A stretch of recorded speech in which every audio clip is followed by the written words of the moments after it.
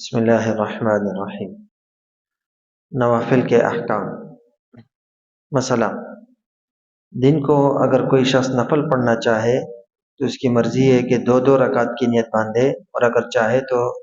4 رکعت کی نیت باندھے۔ البتہ دن کو 4 رکعت سے زیادہ کی نیت باندھنا مکروہ ہے، یعنی ایک سلام کے ساتھ، کہ 4 سے زیادہ ایک ساتھ پڑھے۔ اور رات کی نماز میں تہجد وغیرہ میں اگر وہ چاہے تو ایک ساتھ 4 رکعت، 6 رکعت، 8 رکعت تک کی نیت باندھ لے تو درست ہے، لیکن اس سے زیادہ کی نیت باندھنا رات کو بھی مکروہ ہے ایک سلام کے ساتھ۔ مثلا اگر 4 رکعتوں کی نیت کوئی بندہ باندھ لیتا ہے نفل نماز میں،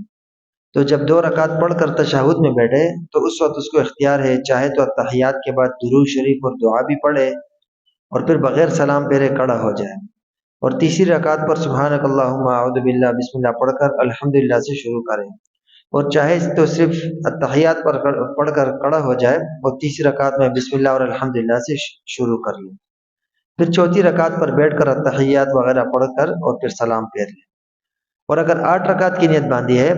اور 8 رکعتیں ایک ہی سلام سے پوری کرنا چاہتا ہے تو اسی طرح دونوں صورتیں اب بھی درست ہے، کہ چاہے تو ہر 2 رکعت کے بعد بیٹھ کر اتحیات، درود شریف، دعا پڑھ لے اور اس کے بعد پھر اگلی رکعت سے پھر دوبارہ سبحانک اللہ سے شروع کرے، اور چاہے تو ہر 2 رکعت کے بعد صرف اتحیات پڑھ کر کھڑا ہو جائے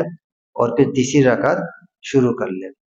اور پھر 8ویں رکعت پر بیٹھ کر جب آخر میں آخری قاعدے کے لیے بیٹھ جائے تو پھر سب کچھ پڑھ کر اتحیات، درود شریف، دعا وغیرہ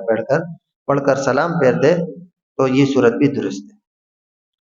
سنت اور نفل کی تمام رکعتوں میں الحمد کے ساتھ صورت ملانا واجب ہے۔ اگر کسی نے جان بوجھ کر صورت نہیں ملائی تو نماز ہی نہیں ہوگی، اور اگر بھول کر نہیں ملائی، صورت ملانا بھول گیا، رکوع میں چلا گیا تو آخر میں سجدہ سہو کرنا پڑے گا۔ جب کوئی آدمی کسی نفل نماز کی نیت باندھ لیتا ہے تو اب اس کا پورا کرنا اس پہ ضروری ہوتا ہے، واجب ہو گیا ہے، لہٰذا اگر درمیان میں توڑے گا تو گناہگار ہوگا، اور جو نماز یہ توڑ لے گا تو اس کی قضا بھی اس کو پڑھنی پڑے گی۔ لیکن اس میں یہ بات یاد رکھنا کہ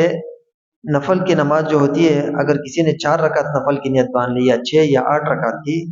اور پھر وہ اسے بیچ میں توڑ دیتا ہے، تو اس میں اس طرح ہے کہ اگر وہ